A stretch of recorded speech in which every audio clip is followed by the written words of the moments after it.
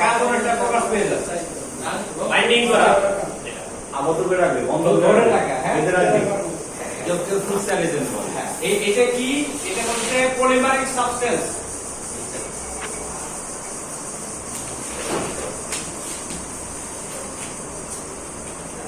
এটা আমাদেরকে কি দিতে পারে স্টিকি দিতে পারে গ্লোজি ইফেক্ট দিতে পারে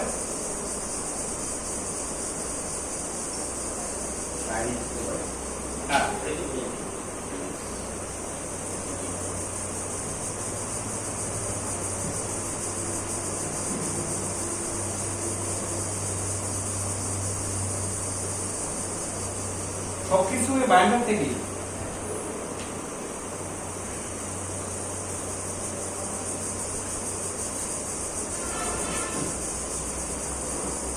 বাইন্ডার বেশি ইউজ করলে কি হবে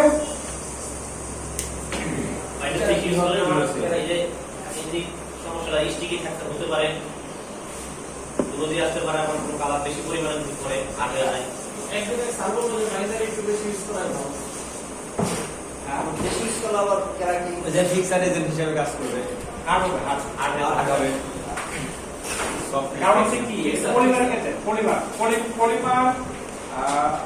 সিলিকন কেন তৈরি হয়েছে সব আপনি যে কোনো পলিমারকে আপনি ওই সফটনেস দিতে পারবেন না ওই সফটনেস দিতে পারবেন না সিলিকন হ্যাঁ পলিমারকে যত বেশি শুদ্ধ করতে যাবেন পলিমারের ক্ষমতা তত হারাতে থাকবে আচ্ছা তারপরে আমরা কি কিসে আসতে পারি এখন ঠিকানা আসতে পারি হ্যাঁ ঠিকানা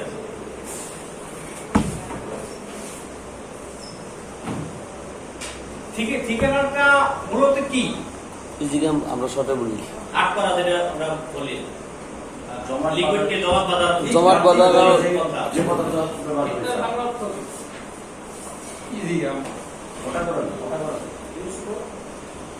ইউজ করার ঠিক ইনক্রিজ ভিসকোসিটি হাই করা যায় এটা কেন ইউজ করতে হয় ভিসকোসিটি বাড়ানোর জন্য হ্যাঁ এটা ইউজ করতে হয় কি জন্য যে আপনার সাপোজ আপনি যদি পিসি গাম না ইউজ করেন যে কোনো সিনথেটিক আচ্ছা এখন হচ্ছে ঠিকানাটা কত প্রকার একটু জেনে নিই হ্যাঁ আপনার ন্যাচারাল ঠিকানা আছে কিন্তু আপনি যে ঠিকানারে লিখলেন ইউজ ফর কি ইউজ ফর তারপর increase viscosity VIS VCO VCO SITY viscosity আচ্ছা মানে কি লিকুইড ভিসকোসিটি মানে হচ্ছে ঘনত্ব আর ডেনসিটি ডেনসিটি ভিসকোসিটি এখন ডেনসিটি হচ্ছে পুরুত্ব ডেনসিটি হচ্ছে পুরুত্ব ভিসকোসিটি হচ্ছে ঘনত্ব ডেনসিটি মানে অ্যাডজাস্টটা কতগুলো অণুগুলো কত চাপাচাপি করে আছে হ্যাঁ যত বেশি চাপায় রাখতে পারবেন তত হচ্ছে এটা ভিসকোসিটি আচ্ছা ন্যাচারাল ঠিকানার একটাই এটা হচ্ছে সোডিয়াম এনজিনেট ইউজ করা হয়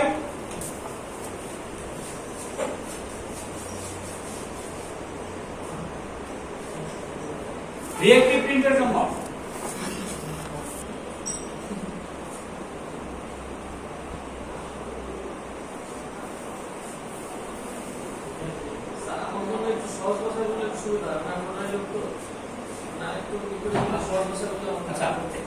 ঠিকানার হচ্ছে এরকম একটা বাংলায় সহজ এরকম একটা জিনিস যেটা পানির মধ্যে দিলে পানি ভালো হয়ে যাবে মানে জমাট বাঁধবে পানিটাকে আপনি এমন বানাতে পারবেন যে পানিটা আঠালো হবে হ্যাঁ পানিটা হচ্ছে জমাট বাঁধবে আমরা যে শরবত খাই যেরকম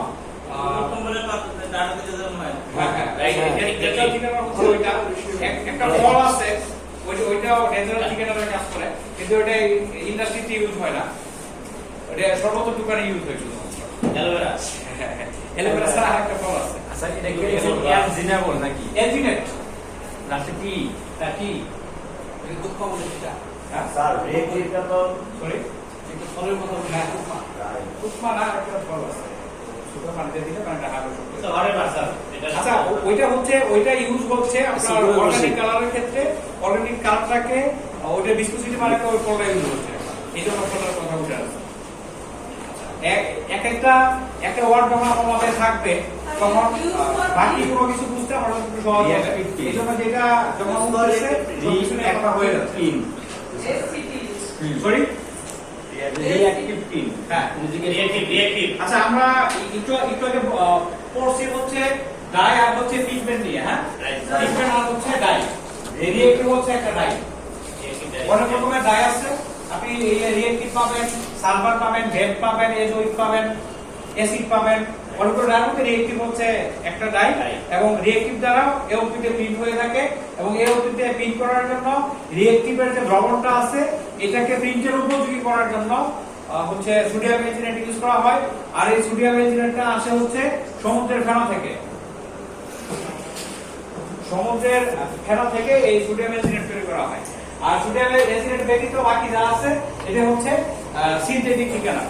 এবং সিনথেটিক থিকেনারের কাজ হচ্ছে যে থিকেনার ইউজ করে আমরা পেজটাকে এমন একটা ফর্মে নিয়ে আসবো যে ফর্মটা আমার পেজের ডিজাইনটা সুন্দর লাগবে, ব্যবহার উপযোগী।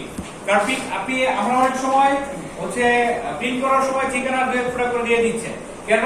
আমার পেজটা একটু হার্ড হবে এবং প্রিন্টের যে লাইন আছে, যে ডিজাইনের ফিগার আছে, এই ফিগারে রিড করে গুরুত্ব এই ফিগারটা একটু শার্প হবে। এই জন্য ইউজ করা হয়। হ্যাঁ, রিঅ্যাক্টিভ আমরা পিগমেন্ট হচ্ছে ডায়াগ্রামে যেটা করছি যে পিগমেন্টের ভিতরে আছে শুধুমাত্র ক্রোমোফোর, আর রিঅ্যাক্টিভের মধ্যে কি আছে? অক্সিক্রোম আছে।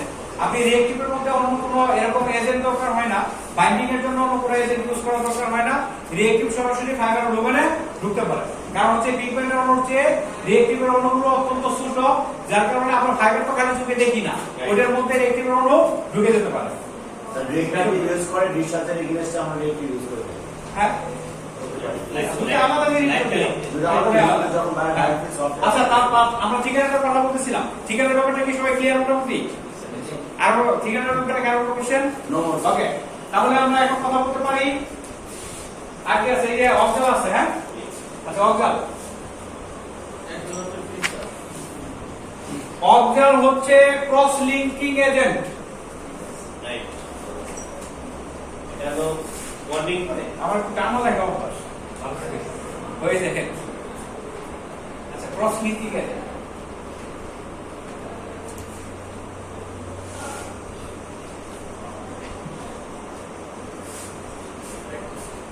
আচ্ছা, ক্রস লিংকিং এজেন্ট যা হচ্ছে যে বাইন্ডার বা রাবার ফিটের ক্ষেত্রে যে পলিমার ইউজ করতেছি, এই পলিমারটা আমরা পাচ্ছি প্রিন্টের আগে এটা পেস্ট অবস্থায়। আচ্ছা, এটার ফর্মটা থাকতেছে পেস্টে, আবার প্রিন্ট করার পরে এটার কি দরকার হচ্ছে, এটা আমরা শুকাচ্ছি মানে কি? ও কিন্তু স্থায়ী হচ্ছে না। শুকাচ্ছি মানে হচ্ছে এটার মধ্যে যে পরিমাণ পানি আছে ওইটা পানিটা উড়ে যাচ্ছে, বাষ্প করে উড়ে যাচ্ছে। আচ্ছা, কিন্তু এটার অক্সালের কাজ হচ্ছে, এবং এখন সব প্রোডাক্টে অক্সাল লাগে না, কিছু কিছু প্রোডাক্ট আছে যেগুলো আপনার অক্সাল ছাড়ে নিজেদের পলিমারাইজেশন ঘটাতে পারে। আচ্ছা, এই ক্রস লিংকিং মানে হচ্ছে পলিমারাইজেশন। এটা হচ্ছে পলিমারের বন্ডিং, পলিমারের বন্ডিং। হ্যাঁ, polymer bonding, fabric polymer bonding. আচ্ছা, তাহলে কি হচ্ছে, আপনার পলিমারাইজেশন ঘটার জন্য নির্দিষ্ট টেম্পারেচার দরকার আছে এবং নির্দিষ্ট টাইম দরকার আছে। এই অক্সাল কি করে? অক্সাল আপনাকে এই প্রিন্ট পেস্টকে সহায়তা করে কম টেম্পারেচারে পলিমারাইজেশন ঘটানো, কম সময়ে, কম টেম্পারেচারে, আর কোনো কাজে না। কিন্তু এই জন্য কিন্তু ওই যে আজম স্যার একটা কথা কিন্তু বলে গেছে যে যাদের রানড্রায়ার আছে, অটো রানড্রায়ার, তাদের অক্সাল ইউজ করার দরকার নাই। কারণ হচ্ছে কি, অক্সাল আপনাকে পলিমারাইজেশন ঘটাতে সহায়তা করতেছে না, ওর পাওয়ার নাই যে আপনি ও আপনাকে পলিমারাইজেশন ঘটাই দিবে, এই পাওয়ার কিন্তু অক্সালের নাই। অক্সালের কি আছে? শুধুমাত্র পলিমারাইজেশন ঘটানোর ক্ষমতা আপনার, ও আপনাকে সহায়তা করবে কম টেম্পারেচারে পলিমারাইজেশন ঘটাতে। এই জন্য রানড্রায়ারে কিউরিং এর চেয়ে অবশ্যই রানড্রায়ারে টেম্পারেচার কম থাকে, এবং সেই সময়ই অক্সাল ইউজ করলে সেই পলিমারাইজেশন কমপ্লিট হয়ে যায়। আচ্ছা, তারপরে আমরা আসবো ফিক্সার লেসে ফিক্সার নিয়ে।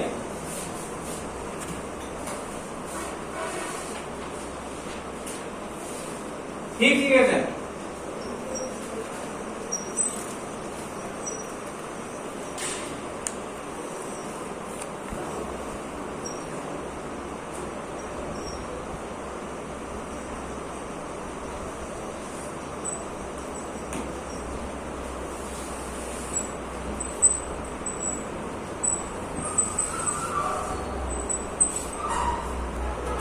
এটা আপনার ক্রস লিংকিং বা পলিমারাইজেশন বা বন্ডিং ইনশিওর করবে।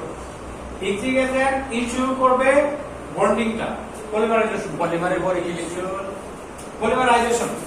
পলিমারাইজেশন।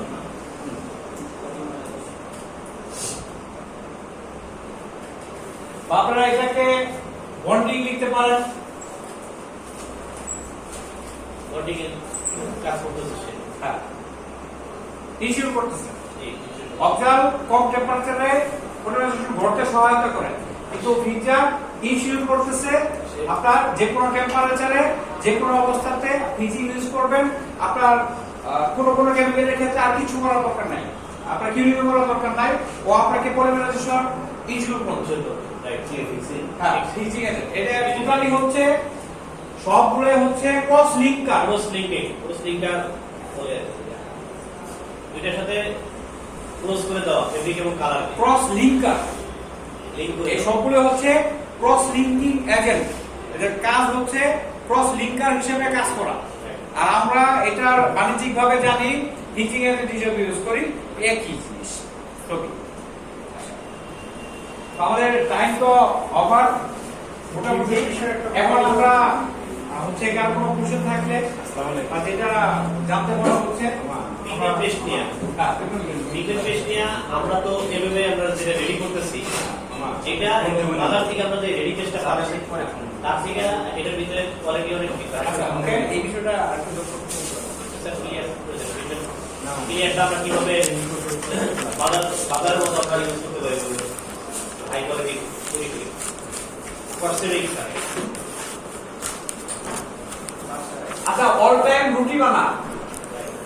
আপনাকে যদি বলা হয় আপনি যদি একটা রুটির ফ্যাক্টরি করেন, আপনি কি করবেন? অল টাইমের চেয়ে ভালো রুটি বানানোর চেষ্টা করবেন। ওকে, কিন্তু আপনার বড়রা কাউকে দিবেন? আচ্ছা, আমার কথা হচ্ছে আমরা যখন আপনার পিকপেন পেস্ট রেডি ইউজ করি, রেডি পিকপেন পেস্ট, এটার মধ্যে আরো কিছু উপাদান থাকে। আপনার দেখবেন এটার মধ্যে এটার জন্য স্ক্রিন ব্লক যেন না হয়, অ্যান্টি ব্লকিং। অ্যান্টি ব্লকিং মানে কি? অ্যান্টি ব্লকিংটা হচ্ছে এটাও আপনার আসে কোথা থেকে? আচ্ছা, এটাতে ওটা একটু ডিপলি করে আলোচনা করি। ওরা যখন রেডি পেস্ট বানায় এবং তার পেস্টটা যেন মার্কেটে হচ্ছে বেশি চলে, এই কারণে তারা এটার মধ্যে anti ফোমিং agent, anti blocking agent, তারপর হচ্ছে হ্যান্ডফিল সফট করার জন্য এজেন্ট ইউজ করতেছে, তারপর হচ্ছে সিলিকন জাতীয় কিছু একটা ইউজ করতেছে, হ্যান্ডফিল আরো ভালো থাকতেছে।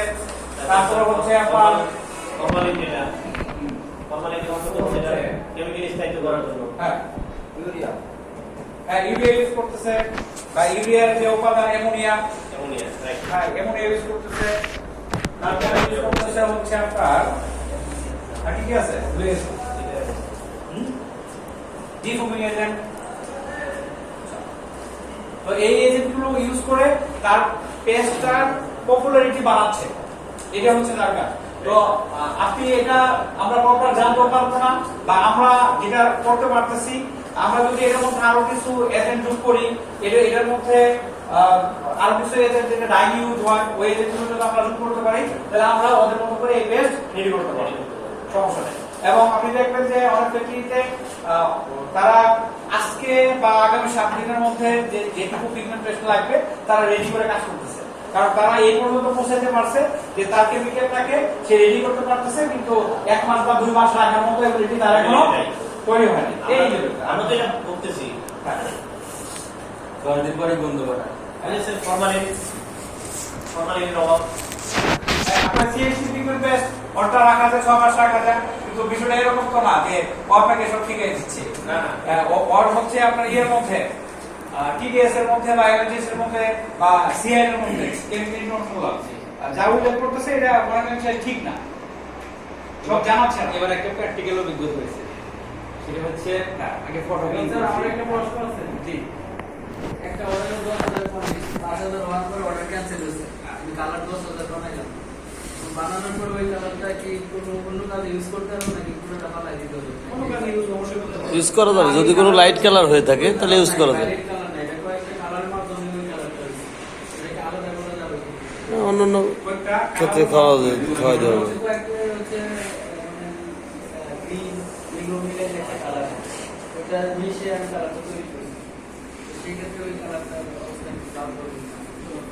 এটা তো হচ্ছে আপনার নিজেদের ইন্টারনাল ফ্যাক্টরি হবে। আপনি অন্য জায়গায় ইউজ করতে পারেন। আর এটা কিন্তু এটা সম্ভব না। আপনি যদি এটা বুঝে থাকেন যে আমার এই মিশ্রণগুলো আমরা আলাদা করতে পারবো কিনা, এটা সম্ভব না কিন্তু। আবার ওই মিশ্রণ থেকে আরো ডিপ কালার যেতে পারবে না। হ্যাঁ, একটা রেড কালার আছে, রেড কালার ওটা আলাদা করা কিন্তু সম্ভব না। আর যদি সম্ভব হতো, ডাইং এ এখন পর্যন্ত রঙের যে মিশ্রণ এটা 30% ইউজ হচ্ছে আর 70% পানির সাথে চলে যাচ্ছে। তাহলে এটা আমরা আবার রিউজ করলাম। স্ল্যাশ হচ্ছে এটা কাজ চলতেছে, এটা হয়তো